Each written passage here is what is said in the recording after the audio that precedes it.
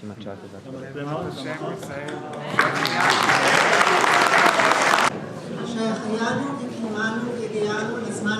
a very exciting day, it's a very exciting event, and we have very exciting news that we all already know.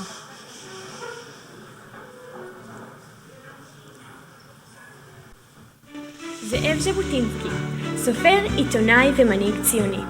היה לאחת הדמויות המרכזיות בתולדות הציונות. חזונו, ליצור יהודי חדש, גאה, חזק ועצמאי.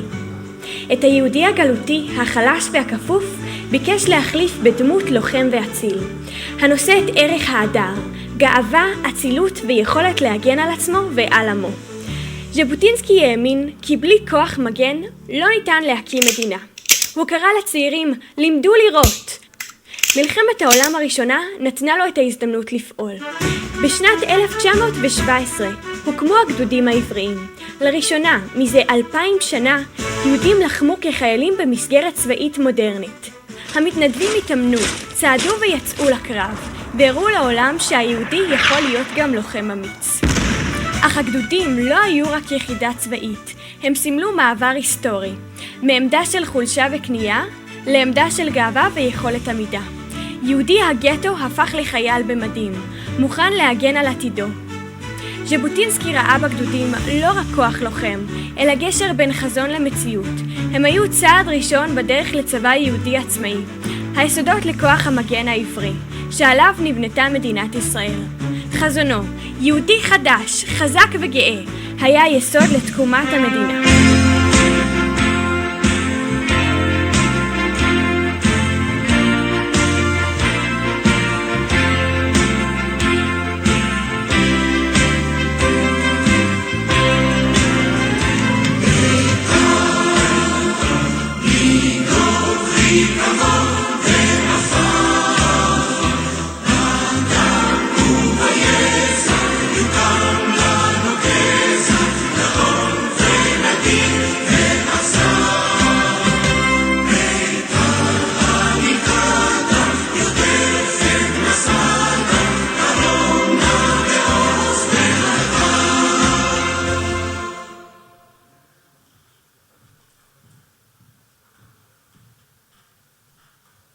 Five girls from the Ulpana in Gush Etzion prepared this.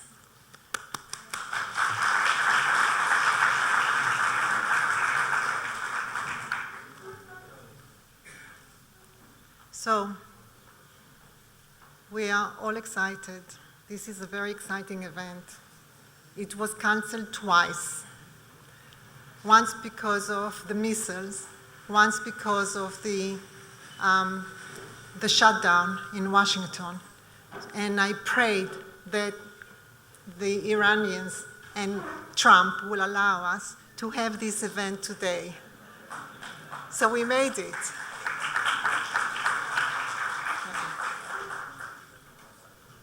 We also have an exciting news to tell you all, and you all know it already. And yet, I would like to welcome the President of Israel and his wife, the Ambassador of the United States and his wife. Please rise.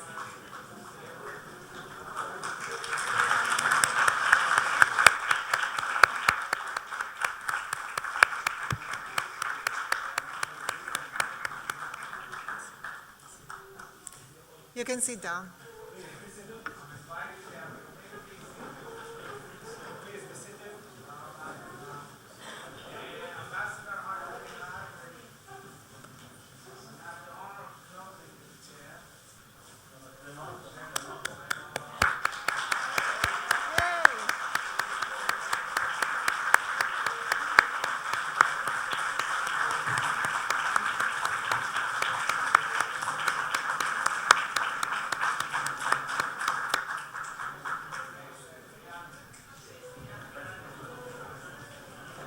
שהחיינו וקיימנו והגיענו לזמן הזה.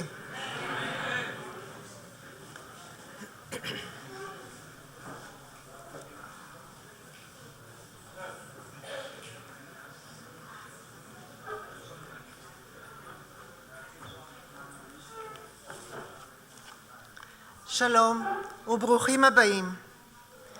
My colleagues at the Jabotinsky Institute and I extend our sincere gratitude to His Excellency, the President of the State of Israel, Yitzhak Herzog, and to First Lady, Michal Herzog, for restoring this tradition, the Jabotinsky Annual Lecture, an event where history meets current affairs to its rightful place of prestige. Honorable Minister of Heritage, Amichai Eliyahu, His Excellency, the U.S. Ambassador to Israel, Michael Dale Huckabee, and Mrs. Janet Huckabee, distinguished ambassadors, Italy, that Jabotinsky called his spiritual homeland and formed his ideal of liberalism, Latvia, the birthplace of Beitar, Poland, which became the greatest center for Beitar and that offered to train and arm the Beitarim, Finland, that hosted the Helsingfors Conference exactly 120 years ago, Norway, where revisionist movement flourished, Estonia, where Beitar had extensive operation, and Serbia and Bosnia-Herzegovina, where Sarajevo was called no less than the Jerusalem of the Balkan. And last but not least, Ukraine, the very birthplace of Jabotinsky himself. Members of the diplomatic corps, members of the Jabotinsky family, of the Institute Board of Directors, Advisory Board, and the Academic Board, distinguished guests. It is a profound honor to gather here in the house of the Israeli people to celebrate Jabotinsky's legacy, a founding father of the State of Israel and one of the greatest thinkers of modern Jewish history. The values he championed, Jewish pride, self-defense, free will, liberty, and an unwavering belief in a strong Jewish state are no less vital today than they were a century ago. Please join me in welcoming a devoted statement, a son to a great lineage who was instrumental in the development of Israel, the President Yitzhak Herzog.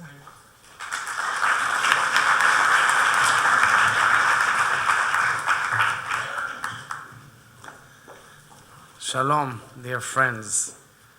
Honorable Minister of Heritage, Rabbi Amichai Eliyahu, former His Excellency, the United States Ambassador to Israel, Mike Huckabee and Janet Huckabee, former President of the Republic of Serbia, my dear friend Milorad Dodik, and acting President of the Republic of Serbia, Ana Tričić-Babić, Yaakov Haguel, Chairman of the World Zionist Organization, dear ambassadors who were mentioned before. I want to thank our dear friend, Niva von Weisel, who brought all of us together. I can think of no better place for a gathering dedicated to the life and legacy of Ze'ev Jabotinsky than the President's residence in Yerushalayim. And I'm so happy to welcome all of you. But while this would always be a celebratory occasion, the joy of this moment is infinitely elevated by the news we've all been waiting for with bated breath.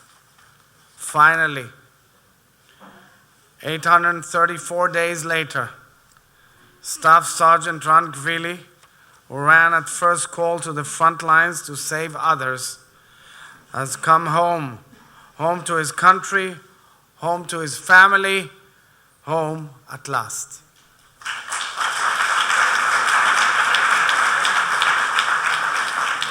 An entire nation is breathing an enormous sigh of relief tonight, as all our hearts are with Ran's family, especially his parents, Talik and Itzik, who fought heroically and with remarkable courage to bring their son home. Michal and I just had a very moving conversation with Talik and Itzik, and our heart goes out to them, as the entire nation of Israel. I want to thank everyone involved in the efforts to bring Ran home. I want to thank our government and Prime Minister. I want to thank the IDF. I want to thank all the countries involved in brokering the hostage agreement, especially and first and foremost, our dear friend, the United States of America and its President, Donald J. Trump. And I want to thank his advisors, Steve Witkoff and Jared Kushner. They've all been heavily involved in this effort. For the first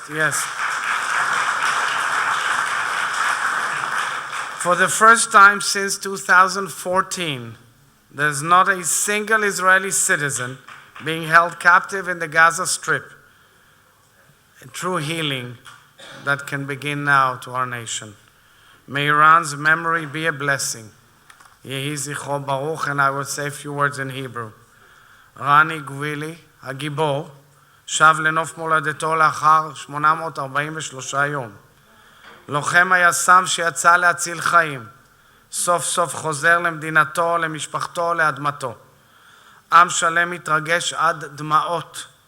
הלב של כולנו עם הוריו טליק ואיציק, עם משפחתו, שנאבקו מאבק אצילי והירואי לשובו. תודה מקרב לב לכל מי שהיה מעורב בהשבתו של רני. תודה לממשלת ישראל, לראש הממשלה נתניהו, לצבא ההגנה לישראל ומערכת הביטחון כולה, לכל הגיבורים שהיו שם לילה ויום בחודשים האחרונים כדי להשיבו. תודה לשותפינו ותומכינו ברחבי תבל, למתווכות, ובמיוחד לנשיא ארצות הברית דונלד טראמפ וליועציו המוכשרים ג'ארד קושנר וסטיב וויטקוף. תודה על מבצע חשוב מאין כמותו והשלמת מצוות פדיון שבויים. מאז 2014 ולאחר שנים רבות וקשות, אין אזרח ישראלי ברצועת עזה. עם שלם התפלל וחיכה לרגע הזה, וכעת המעשה נסגר. יהי זכרו של רן גבילי, גיבור ישראל, ברוך ונצור בליבנו לעד.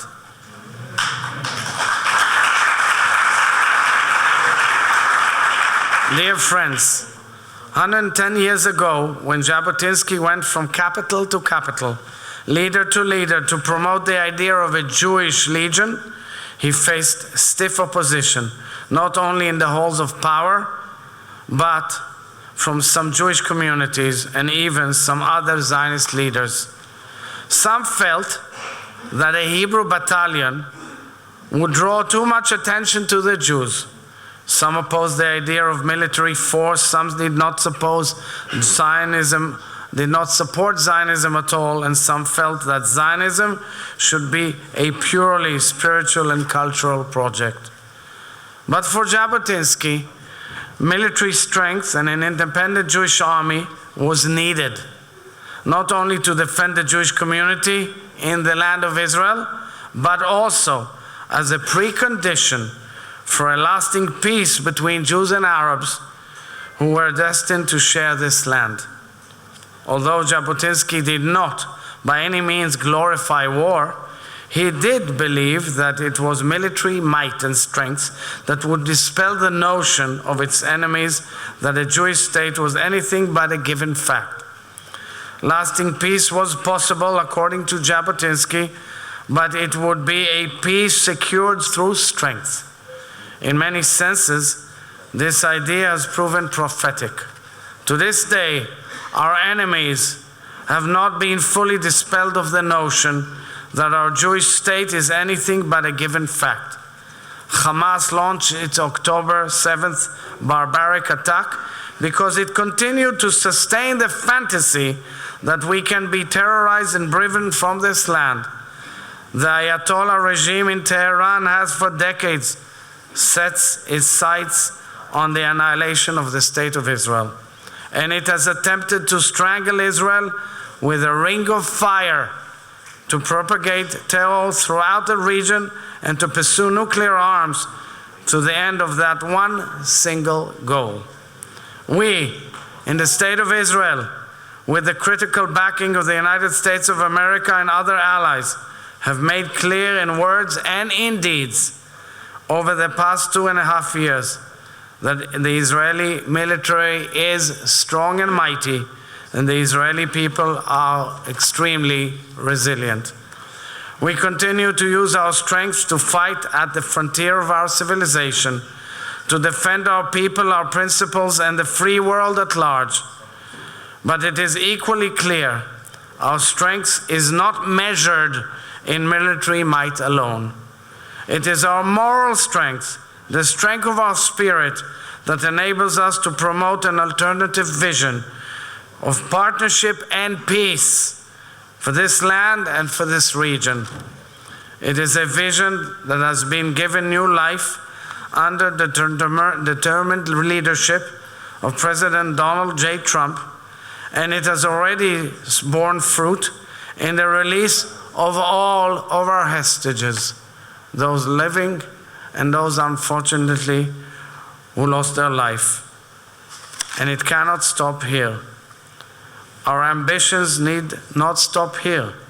This is a moment that is rife with possibility, and I do believe that we can leverage this time at a historic crossroads of both crisis and opportunity to forge a new, incredibly exciting vision for the region, one in which we and our neighbors can choose cooperation over competition and collaboration over conflict, one in which we can join hands to see democracy, peace, and prosperity thrive, one in which strength is indeed a guarantor of peace. To get there, we must disabuse our self-proclaimed enemies of the notion that they can ever annihilate Israel. We must remain as firm in the face of extremism as we are open and eager in embracing dialogue and cooperation. So, dear friends, ladies and gentlemen, I want to thank our dear friend, Ambassador Mike Huckabee, whom we have the good fortune of hearing today in the Jabotinsky lecture, and the even better fortune of having a great friend of our country and a great guardian of U.S.-Israel alliance. I'm so grateful to him, to the administration he serves, to President Trump, and to everyone who is working on bringing safety, security, and peace to our region. I also want to take this opportunity to express my deep appreciation to the Jabotinsky Institute Chair, Neva von Weizsäll, and to everyone at the Jabotinsky Institute for carrying this incredible legacy of an illustrious giant of the Jewish people and the Zionist movement. And I'm especially moved to have his great-granddaughter here with us, Jabotinsky's great-granddaughter here. It's wonderful to have you here with us.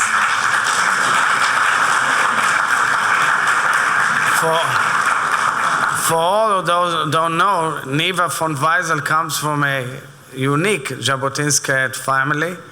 I think it was your grandfather or your father, Neva, your grandfather, who was an advisor to Jabotinsky, and Mr. von Weizsäll, whose books were written about him, also flew the first Zeppelin over Tel Aviv in a unique date, and it's a historical day in the connectivity of this land to the world. So I believe that here we are showing immense strength, and Jabotinsky, had he lived today, would regard with awe the incredible society and nation we've built here in Israel, a country that is proudly and fully democratic, a country that is proudly and fully Jewish, and a country that is fully embracing its historic role on the front lines of civilization in building a fractured world, but building a just and peaceful world. That was his aim. So as we confront these challenges ahead, let us all stand united, strong, resilient, and committed, confident that through strength of body and heart, we will be secure, and we will secure, as we hope, in the future, a lasting peace for generations to come. Thank you all very much and welcome.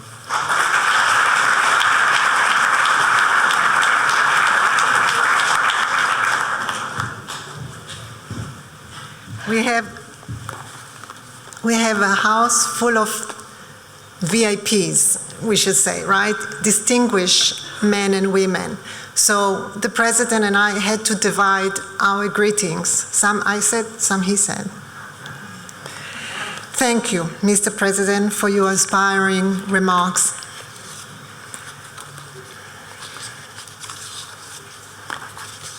In April 1903, a murderous pogrom devastated. I'm sorry, I was told that I'm not speaking loud enough. It's okay? Yeah? A murderous pogrom devastated the Jewish community of Kishinev.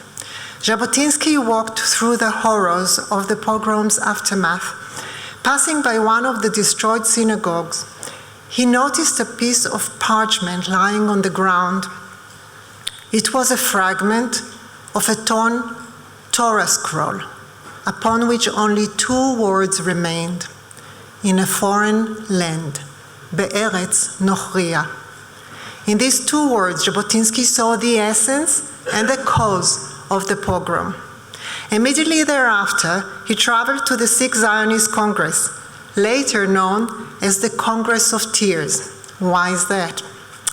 Theodor Herzl, driven by an urgent desire to save Jewish lives, accepted the British proposal to establish a temporary Jewish settlement in Uganda as an immediate solution. The decision sparked profound anguish and nearly caused a fatal split within the Zionist movement. Jabotinsky understood then, as we understood now, that the cure for the tears of the foreign land lies in the strength of the homeland. This transition from vulnerability to sovereignty defines our mission today still. The Jabotinsky Institute is safeguarding Jabotinsky's legacy for a secure future. לכבוד לנו לארח עמנו היום מנהיג המחויב עמוקות לשימור ההיסטוריה העשירה והנצחית של עמנו, שר המורשת עמיחי אליהו. השר הוא נכדו של הרב הגדול מרדכי אליהו, זכר צדיק לברכה, שבשנת 1920 נטל חלק בכוח שהקים ז'בוטינסקי כדי להגן על הקהילה היהודית בעיר העתיקה מפני המתקפה הערבית. בימים אלו, ותודות לתמיכתו של ראש הממשלה ולמנהיגות של השר עמיחי אליהו, שהוביל להחלטת ממשלה חשובה, אנחנו בונים את המכון מחדש ומרחיבים את הפעילויות להנחלת מורשת ז'בוטינסקי ולטיפוח מנהיגות המחויבת לחזון הציונות ולתקומת ישראל בארצו. האתגרים רבים ואנו חבים תודה ענקית לשר ולצוות המשרד המעולה ובראשו המנכ"ל איתי גרנק והרמ"טית יסכה גרגב. אני מבקשת גם לציין ולהודות לאלעד ארנפלד, מנכ"ל חמת ולצוות שלו על המקצועיות והיצירתיות בפתירת בעיות והדבקות בהשגת היעדים. אנו מוקירים תודה לרבים וטובים שלא הוזכרו כאן. בלעדיהם זה לא היה קורה. אני מזמינה את כבוד השר אליהו לשאת דברים.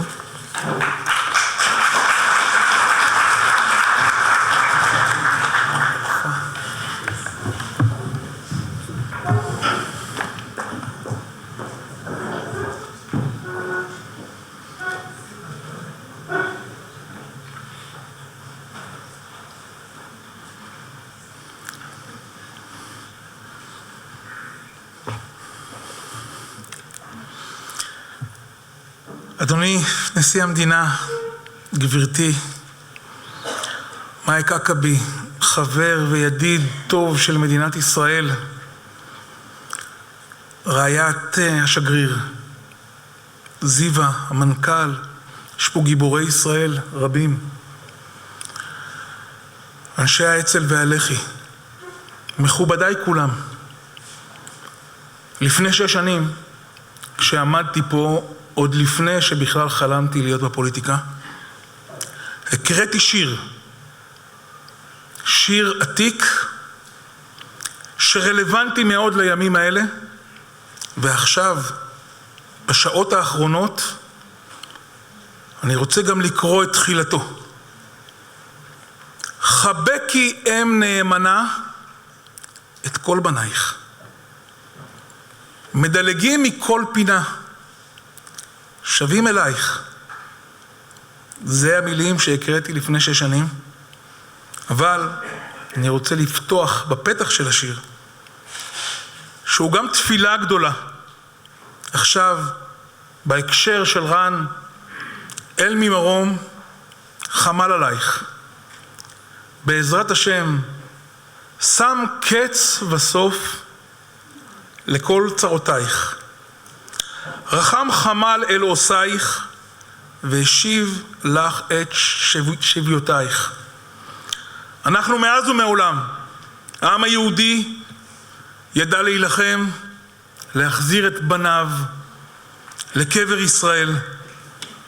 ואנחנו פותחים את האירוע המרגש הזה, ההיסטורי הזה, בידיעה שרן חזר אלינו, שחיילי צה"ל, שהממשלה, שהעם כולו התפלל לשובו של רן. ואני רוצה למסור מפה, בשם ממשלת ישראל, תודה ענקית לחיילי צה"ל. תודה לגיבורים שלנו.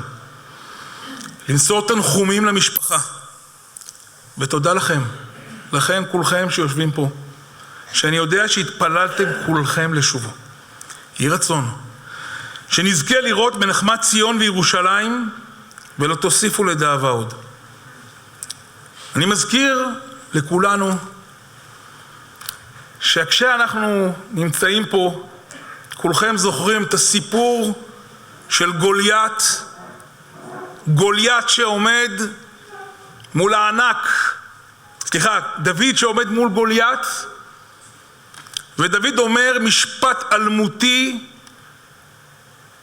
כשגוליית עומד לפניו עם החרב והחנית, ודוד מגיע עם 5 אבנים, אומרים לו, דוד, איך אתה יכול לנצח אותו? אומר לו דוד, אתה בא אליי בחרב וחנית ובכידון, אבל אני בא אליך בשם השם צבאות, בשם, בזהות, בידיעה למה אנחנו נלחמים ובשם מה אנחנו נלחמים.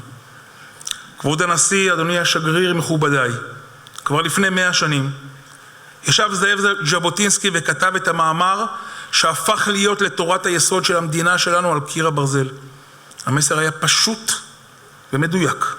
הדרך היחידה להבטיח את עתידנו היא לבנות קיר ברזל, עוצמה צבאית שתשכנע אותם שאין דרך להביס אותנו. ורק אז יבוא השלום שכולנו מחכים לו. גם בן גוריון, ברק פלוגתא של ז'בוטינסקי, הבין בסוף שהוא צדק. אבל אנחנו עומדים פה היום בשנת 2026, ויש לנו קיר ברזל, שגם באיראן יודעים מהו. יש לנו צבא מתקדם, כיפת ברזל. אז למה אנחנו פה הערב? אנחנו פה הערב כדי להזכיר שלקיר הברזל יש עוד נקודה אחת מאוד משמעותית. לא מספיק רק צבא חזק. לא צריך רק כיפת ברזל מתקדמת. אנחנו נמצאים פה כמו דוד המלך, כמו אברהם אבינו, בשם הרוח. העם היהודי איננו סירת מנוע. העם היהודי דומה יותר לסירת מפרש. וברגע שאנחנו נחשוב שהמדינה הזו יכולה להתקיים רק בכוח הכלכלה החשובה מאוד, והטכנולוגיה המתוחכמת מאוד, ונשכח שאנחנו צריכים את הרוח, אנחנו נגיע ועלולים להגיע שוב למה שהיה לנו בשמיני עצרת ב7/10. הרוח שלנו היא זו שנושבת במפרשים. הרוח של הדורות, הרוח של ז'בוטינסקי, הרוח של 3,700 שנות היסטוריה, הם אלה שנותנים לנו את הכוח לעמוד מול כל הרוחות שמנשבות בעולם. וכשאנחנו מסתכלים על משנתו של ז'בוטינסקי, כמו שאנחנו מסתכלים על משנתם של ענקים אחרים, של בן גוריון ושל ברל כצנלסון, אנחנו צריכים לזכור גם את משנתם של דוד המלך. ואת אברהם אבינו, שהקדוש ברוך הוא אמר לו, כי ידעתי ואשר למען יצווה את בניו ואת זרעו אחריו, ושמרו דרך השם לעשות צדקה ומשפט. עם שיש לו חזון, עם שיש לו עוצמה. ואנחנו יודעים, אדוני השגריר, שאתם בארצות הברית מיוסדים על התפיסה והאמונה שיש בתנ"ך הזה, שאנחנו מחזיקים פה ביד, שיש בו את כל המוסר הצודק שבעולם, ויש בו את ההצדקה האמיתית לקיומנו. איננו כובשים בארץ הזו, איננו לא עוגנים בארץ הזו, ידנו תמיד מושטת לשלום. כל תפילה אנחנו מזכירים שלום. ואף על פי כן, ולמרות הכל, אנחנו לא נהיה חלשים. ולא ניתן עוד פעם לאויבינו לחזור על הסיטואציה שהם פוגעים בנו, ומחלישים אותנו, וחוטפים את ילדינו. חי ורעי, המורשת היא הכוח שלנו לעמוד מול כל הרוחות שבעולם. ואם אנחנו לא מחוברים למורשת, אנחנו משולים לעלה קטן הנידף ברוח. אבל אם אנחנו עלה שמחובר לענף שקודם לו, שמחובר להיסטוריה, שמחובר לג'בוטינסקי, שמחובר למכבים, שמחובר לדוד המלך, שמחובר לגיבורות שהיו לנו לאורך כל ההיסטוריה, אז שום כוח שבעולם לא יעקור אותנו מכאן. In God we trust. אנחנו מאמינים בקדוש ברוך הוא. אנחנו מאמינים בעם הזה. אנחנו מאמינים בשותפים שלנו. מי שילך איתנו יראה ברכה. תודה רבה לכולם.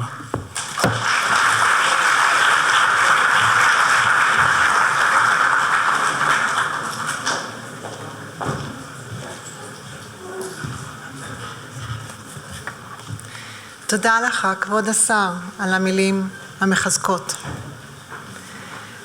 Ladies and gentlemen, this year our annual lecture features a speaker whose diplomatic service is firmly rooted in the idea of strong alliance, shared democratic ideals, and profound appreciation, indeed a deep affection for the Jewish people and its history. We are forever in debt to you. Ambassador Huckabee brings an unparalleled perspective on the challenges, and there are, and opportunities facing the state of Israel. And his presence here at these times, dramatic times, is nothing short of extraordinary.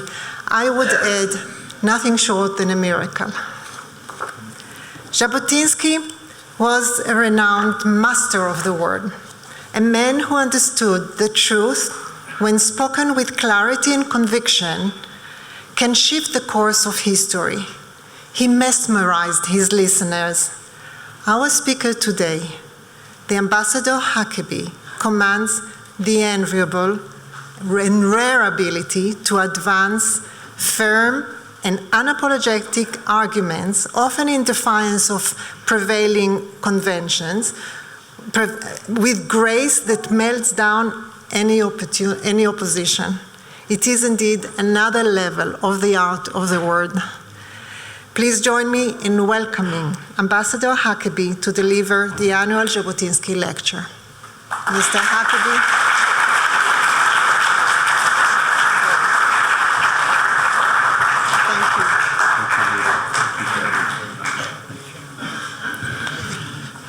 Eva, thank you very much for your gracious introduction. Mr. President, it's always an honor to be with you, my dear friend. and you are that, a dear friend. One of the great privileges of taking this position has been to build a bond of relationship with you and your precious wife, McCall. We thank you for how kind you've been to us. Minister, thank you very much also for sharing this afternoon with us. I would like to make my remarks in Hebrew. I would like to, but I'm afraid you would not understand a thing I said if I attempted it. So I am hopeful that the translation devices will work for those of you who will find my English troubling enough, and hopefully the translator will make it clear. What a distinct honor it is to be here today. It would be on any occasion, especially to pay tribute to this extraordinary institute that honors one of the pioneers of the modern state of Israel and of the very essence of Zionism. But today is a more extraordinary day for all of us. On my lapel, you see this pin that many of us have been wearing since October the 7th. Not long after October the 7th, I was on a flight to Israel for the purpose of showing solidarity with the people of this great land for what they had been through with the horrific and unspeakable attack on October the 7th. And while on the plane, a couple came up and introduced themselves. And it was the parents of Omer Nutra, one of the hostages who was taken October the 7th. His parents, for quite some time, as all of us believed him to be alive, and then we discovered that he was deceased. And the savages of Hamas kept his body from his family for hundreds of days. The family of Ron Gvili, who today finally received the good news that we all had been waiting for, means that the last hostage is now home to receive the respectful burial that he so richly deserves.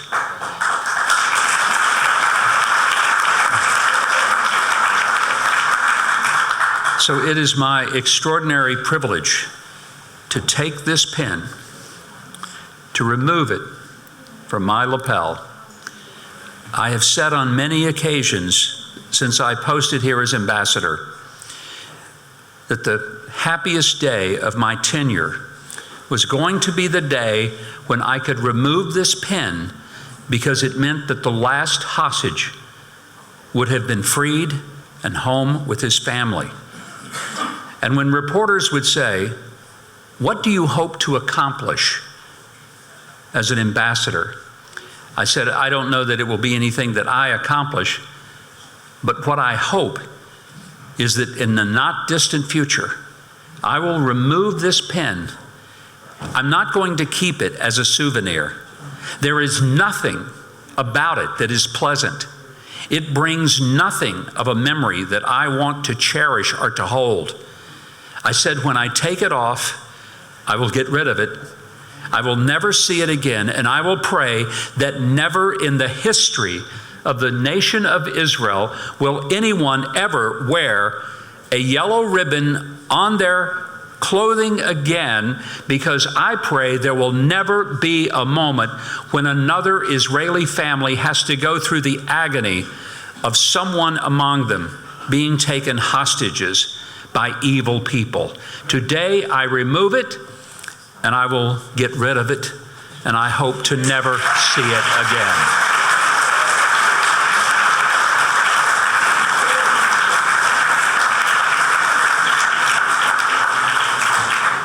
My address this afternoon is built around the theme of courage and hope, the legacy of courage and the future of hope. My wife Janet and I actually grew up in a little town in Arkansas. The name of our town was Hope. I guess if we had known then what we know now, we would have said, we grew up in Hatikva. But we weren't that smart. We just knew hope. Courage and hope are complementary to each other. Without hope, there is no reason to have courage. It is hope that gives us courage. When I was in high school, I remember reading a book that had a dramatic impact on my life. It changed my life in many ways. Over the years, I must have read hundreds, perhaps thousands of books. There's only a handful that I can point to that really had a dramatic impact on the way I thought and, frankly, the way I've lived. And the book that meant so much to me as a high school student, recommended by my English teacher, was a simple book called Man's Search for Meaning by Viktor Frankl. An incredible story. But it wasn't just his personal story of surviving the Holocaust. That in itself was riveting and gripping. But it was what he discovered as a clinical psychologist in the midst of the Holocaust, in recognizing that there were some people who, no matter what they went through physically, emotionally, spiritually, they survived and even thrived. And then there were others who didn't make it at all. What was the difference?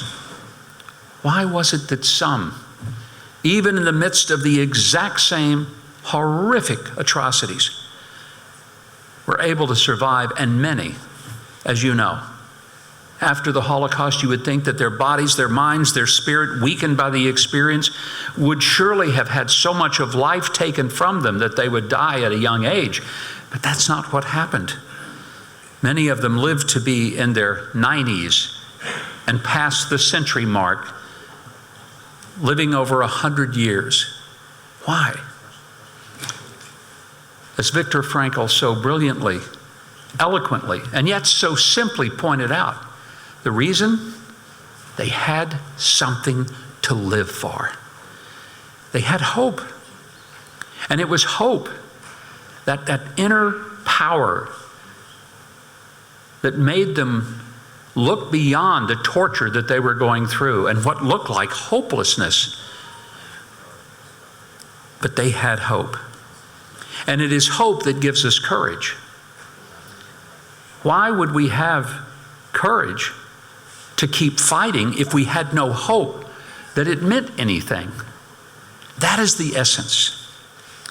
And so when I saw that the topic that I was given today for this address to you, it occurred to me that I can think of nothing that is more appropriate in honoring Ze'ev Jabotinsky than to think of him in his terms of here was a person who not only had an extraordinary hope for the Zionist movement that would result in the restoration of the Jewish nation.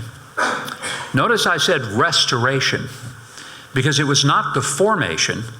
That had been done 3,800 years ago. When God said to Abraham in this very city, on Mount Moriah, this is your land. I brought you here for this purpose. And the world will be blessed through you. And he gave a commission that those who bless Israel will be blessed.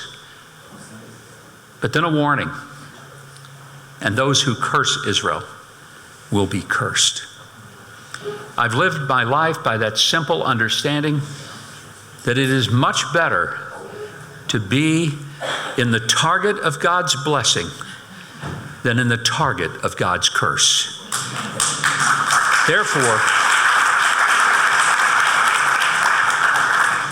it does not in any way shame me or cause me to be reticent to say, I'm a Zionist. Now, some people find that word troubling, offensive even. Most recently, some people even have said things that those of us who aren't Jewish, but who are Zionist, that maybe we have a brain virus. I think what we have is the good sense to realize it's better to be on God's side of history than the other side of history. I'm a Zionist.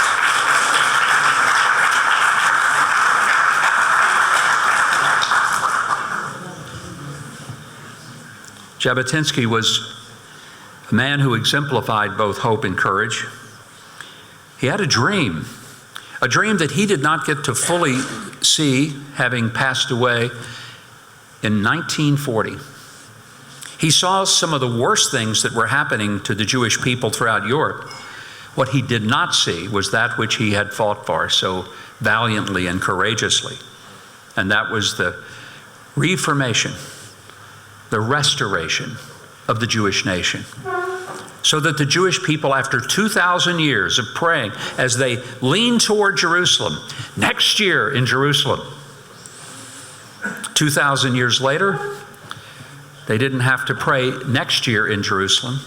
They were able to say, right here in Jerusalem, in our ancient home, our indigenous home, our God-given home, the home that is natural to us, and the home that we will never, ever yield again. It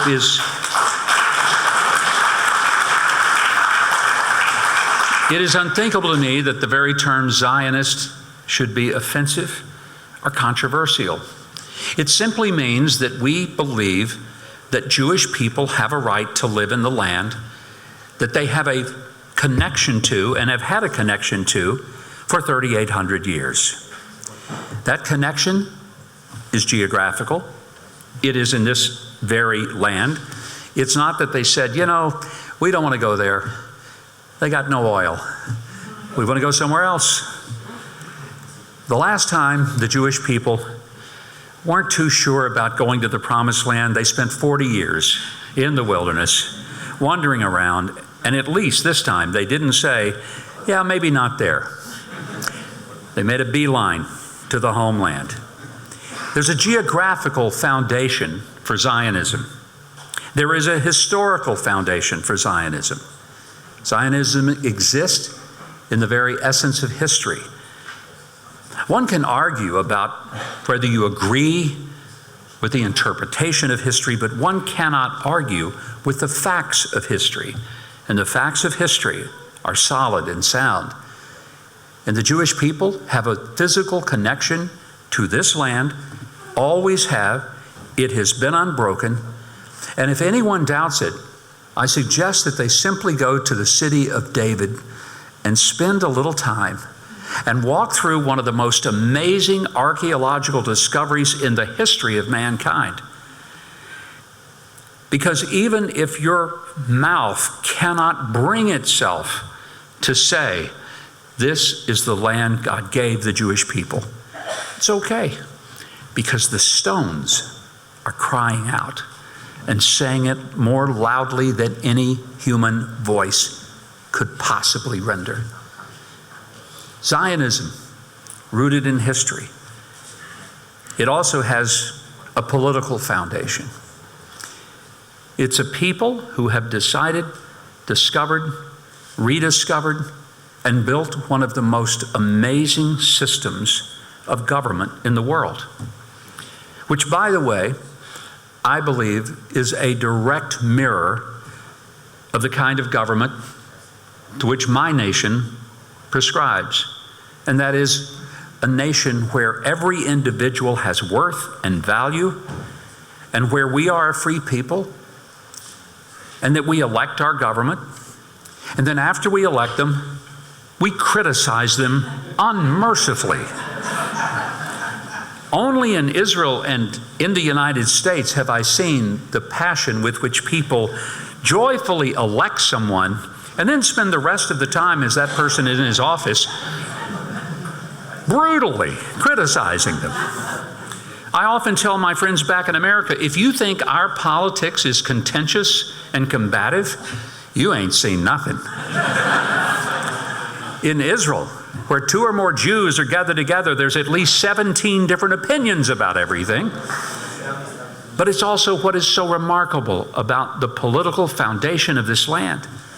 Because it is only in the realm of a democracy, only in the realm of freedom, can people criticize their government and know that no one is going to come to their home, knock on their door late at night, and take them away, never to be seen again. That they will get up in the morning and they will still have breakfast, they will say goodbye to their kids, they will go to work, and they will continue to complain about everything in their government and all the people involved. While some would say, that is a horrible thing, I would suggest to you it is not a horrible thing, unless I'm the government official that people are complaining about. Then it's inexcusable. Otherwise, it is a magnificent thing that we live in a society where we have that kind of freedom, the freedom to express ourselves, hopefully respectfully, hopefully never with violence, but certainly with energy. Jabotinsky was a man whose passion led him to speak out in magnificent ways, eloquent ways. I would add one other thing. It's not just geographical, historical, or political. I cannot address the power of Zionism without also adding that it is a spiritual foundation. Sometimes to some people that may not be all that comfortable, but I don't know how you look at this land and not see the hand of God in how this nation was originally founded when God gave it to Abraham, how he has protected it, how he has brought it back again and again, and how he reestablished it in 1948, the moment that Jabotinsky never got to personally see, but I believe he did from the best seat in the house. He was a person who planted trees whose shade he would never enjoy. In many ways, the greatest gift that any of us can give is that we do something for which we are not the recipients of its greatest impact. Jabotinsky is such a person. All through the early 1900s, when it was a very unpopular thing to be a Zionist, in which there was condemnation and criticism, physical danger, here is a person who never wavered. Here is a person who, despite much persecution and difficulty, recognized that whether or not he sat under the shade of the trees, the important thing was to plant the trees. Aniva, I was so grateful that you pointed out the great granddaughter right here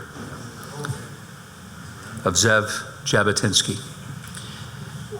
Today we get to sit under the trees with you that your great-grandfather planted so long before you even came to this earth. We salute you today as being the offspring of one who has given such a gift to the world, such a gift to the people of Israel.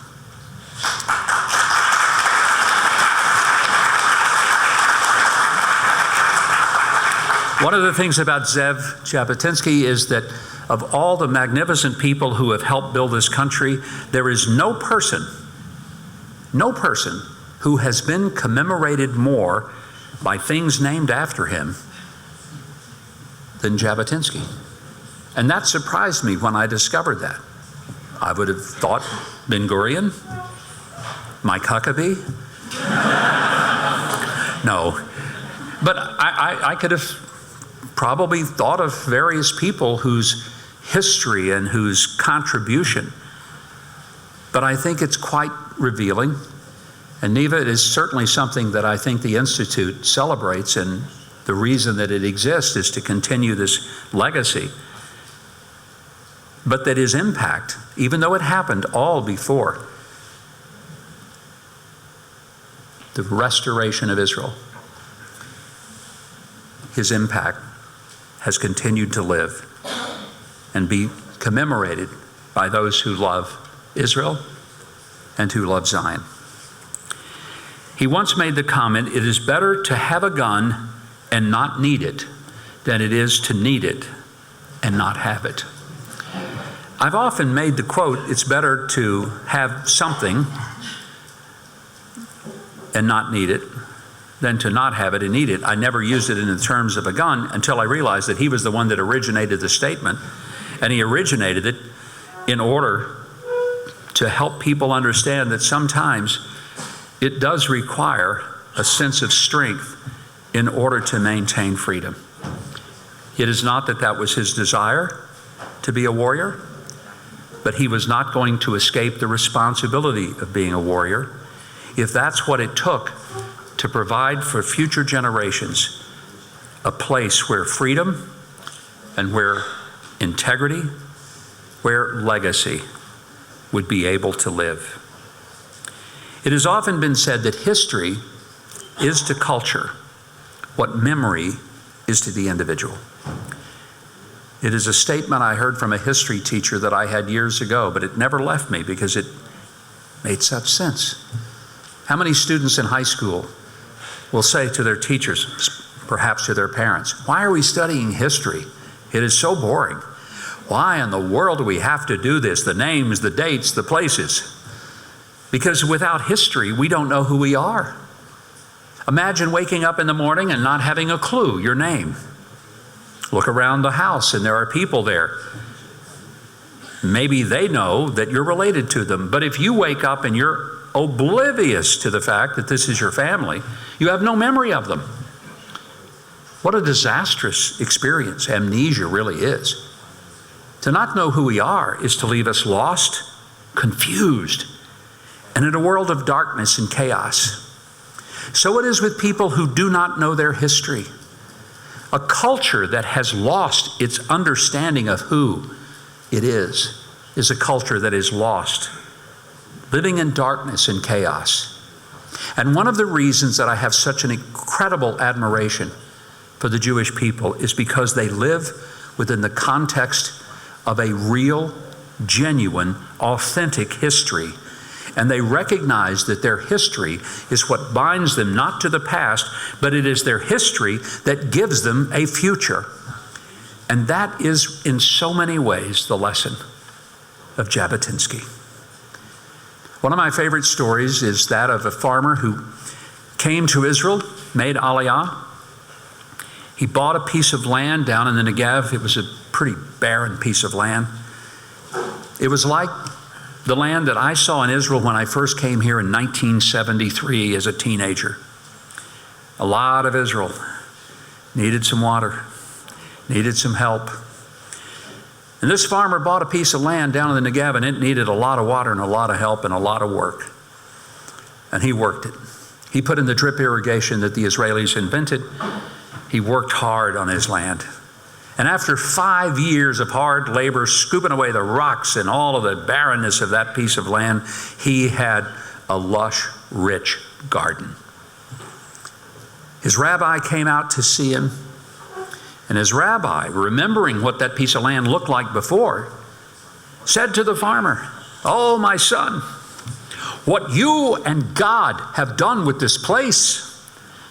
And the farmer wiped the sweat from his brow, and he said, "Yeah, Rabbi, you should have seen this place when God had it all by himself." And I tell you that it is the Jabotinskys of the world who saw what it was, but knew this is God's promise to us, and who have planted not just the vegetables, but the trees under which the shade we enjoy today. Thank you. God bless you all.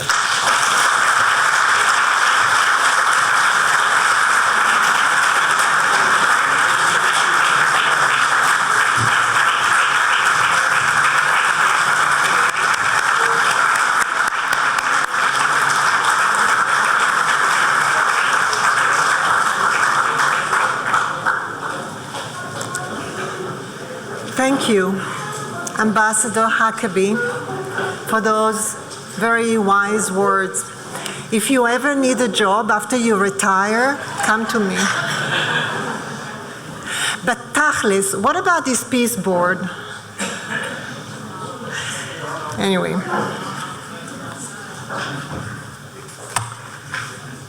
Your clarity reminds us that the alliance between our nations is not merely one of shared interests, but of shared ideals. Mr. President, distinguished guests, and friends of the Institute, thank you for ensuring that the flame ignited by Jabotinsky continue to burn brightly. תודה רבה וערב טוב. We will rise for Beitar song.